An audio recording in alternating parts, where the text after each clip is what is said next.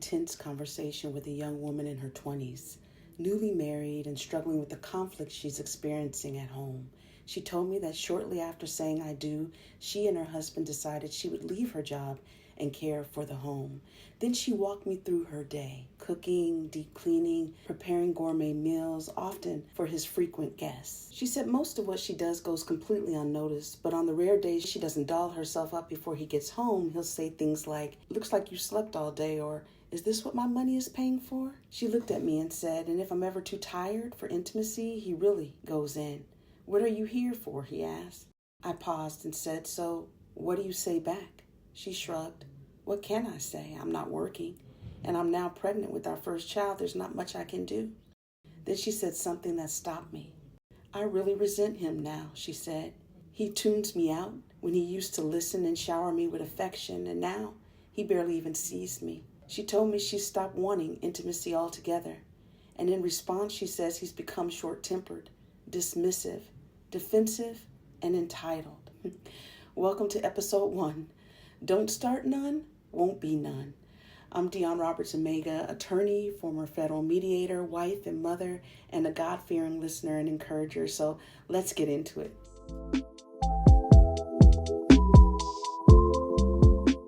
Don't start none, won't be none. Most of us know that phrase.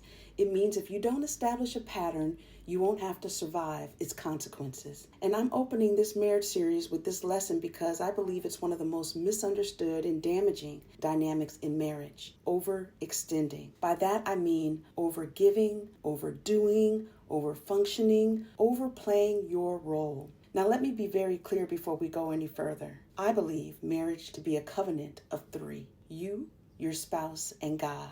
That covenant absolutely calls us to sacrifice. You cook when you're tired. You work when your body aches. You show up when you'd rather rest. You love even when you're not in the mood. That is holy sacrifice, and God gives us supernatural strength for it. But that is not what I'm talking about today. What I'm addressing is fear-based, ego-driven, pride-masked, being extra that creates imbalance, robs your partner of participation, and quietly poisons the foundation of the marriage. Yes, overgiving breaks a marriage, even when it looks loving from the outside.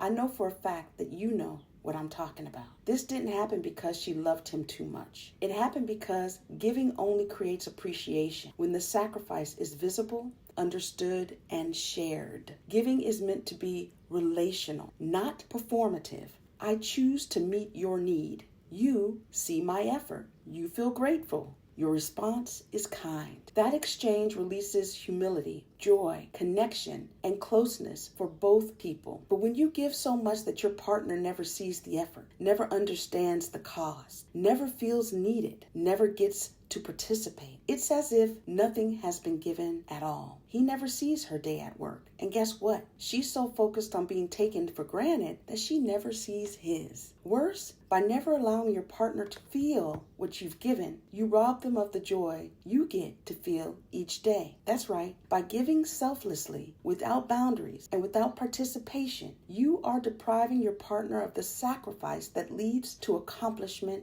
and joy. Let that sink in. It's like handing the team that never practices, never works out, never gets injured, never has to work through injuries, never has to bond or lead their team, the Super Bowl title, and giving them all $1-million endorsement deals just because you want to. Can you imagine how much that would take away from the game itself?